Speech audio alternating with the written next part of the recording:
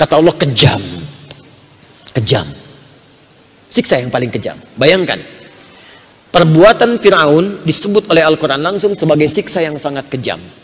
Tapi sekejam-kejamnya Fir'aun, sefir'aun-fir'aunnya, dia masih nungguin dulu sampai lahiran.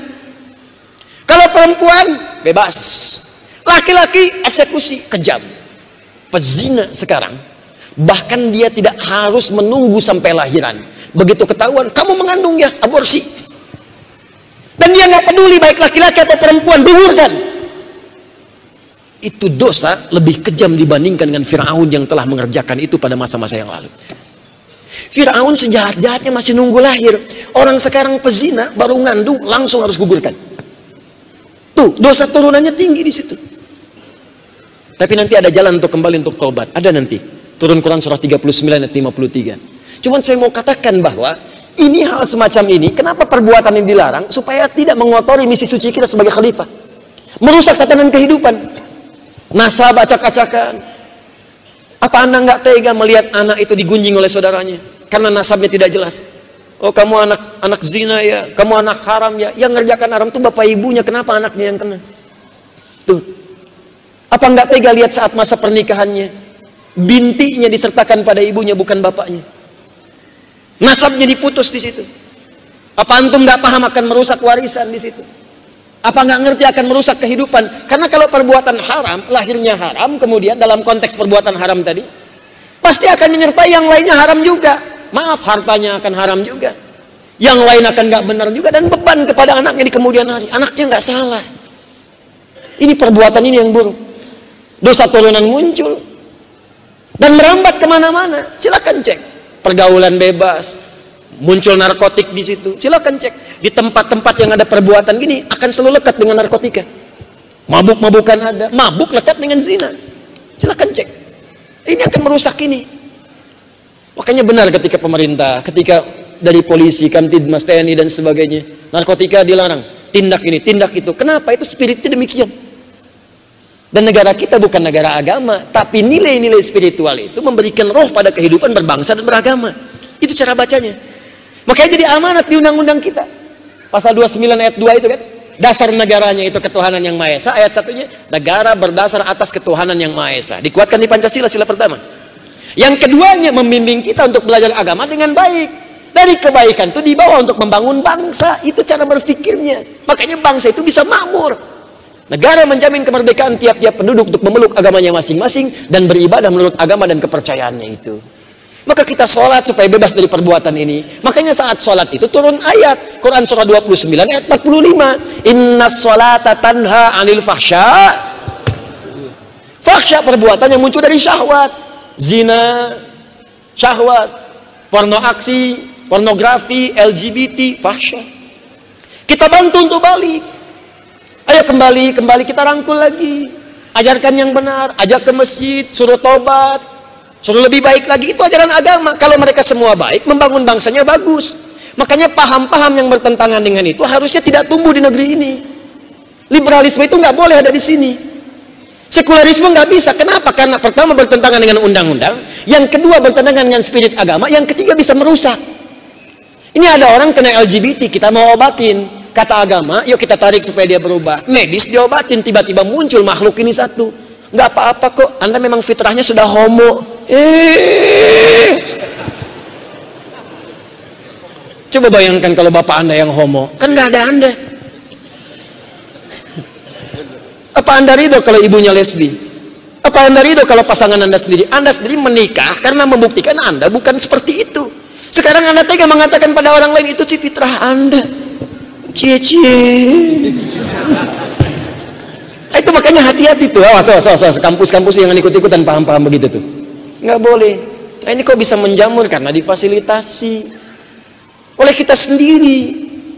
Makanya jangan pernah ngadain seminar-seminar pada yang begitu. Nanti merusak kehidupan kita. Fungsi yang sesungguhnya kemudian kita lupa. Yang tambahan-tambahan tidak penting malah meracuni kehidupan kita. Sekarang banyak racun. Kelihatannya madu padahal racun. Tayangan-tayangan kayak madu di TV, padahal racunnya banyak. Pilihannya susah, Bu. Coba ibu pilih mana? Di madu apa di racun? Sudah, nanti saja. Tuh. Paham ya? Itu secara bahasa sudah terbukti, dampaknya sudah ada, hukum negara kita juga mendukung, kurang apa lagi? Jadi kalau ada orang yang tidak mengerjakan itu perintah, malah mengerjakan larangan, artinya boleh. Jadi dia belum paham dengan konsekuensi-konsekuensi yang dimaksudkan. Mabuk, Quran itu jelaskan kenapa khamr nggak boleh. Khamr itu apa? Kuruma yakhmarul aqla, yang bisa merusak kepada akal. Makanya bukan cuma minuman, obat-obatan. Orang Islam itu udah jelas. Jangan bersentuhan dengan narkotika, sabu, nggak ada, ekstasi, buang. Kalau beriman itu jelas, makanya ada hukum ketika dikerjakan dosa. Kenapa dilarang itu? Dilarang itu supaya tidak merusak akal. Kalau akalnya rusak, bagaimana bisa membangun kehidupan kita? Bagaimana bisa menjadi khalifah yang benar kalau akalnya rusak? Kepintaran dirusak, mau membangun dirusak, generasi dirusak. Itu bahaya itu. Makanya dilarang. Jauhi, jauhi, jauhi. Innamal khamru wal maisir wal azlamu. Terus wal ansabu rizul min amali syaitani fajtanibu. Turun Quran surah kelima ayat 90 sampai 91 itu. Awas, hati-hati kata Allah itu. Itu pekerjaan setan. Jangan diikuti. Khamr pekerjaan setan. Jadi kalau ada orang bersentuhan dengan narkotika, dengan sabu, dengan ekstasi, dia sedang digoda oleh setan, dikendalikan. Belum selesai sampai situ. Innama yuridu syaitanu an yuqi'a bainakumul adawah. Setan itu dari semua perbuatan tadi nanti akan menggerakkan Anda untuk hadir dalam sifat permusuhan. Tuh, nggak normal, emosi tidak stabil dan sebagainya. Makanya turun larangan-larangan itu. Maaf ya, judi, zina, mabuk, narkotik. Kenapa dilarang semuanya itu? Ada dampak yang bisa merusak fungsi kehidupan kita. Termasuk, maaf, perbuatan yang melahirkan aspek-aspek harta haram dalam hidup. Korupsi, hartanya haram. Mencuri, hartanya haram. Riba, hartanya haram. Ketika semua itu dikerjakan dalam kehidupan, maka akan berpengaruh kepada pola-pola kehidupan yang telah ditetapkan oleh Allah sebelumnya. Nah, haram lawannya apa? Halal. Salat itu haram atau halal? Halal. Baca Quran halal atau haram? Halal. Infak halal atau haram? Puasa? Nah, gini cara memahaminya. Kalau yang halal itu sering dikerjakan, yang soleh-soleh, maka yang salah akan berkurang dengan sendirinya. Makanya orang yang rajin sholat gak akan mabuk. Orang rajin sholat gak akan tawuran.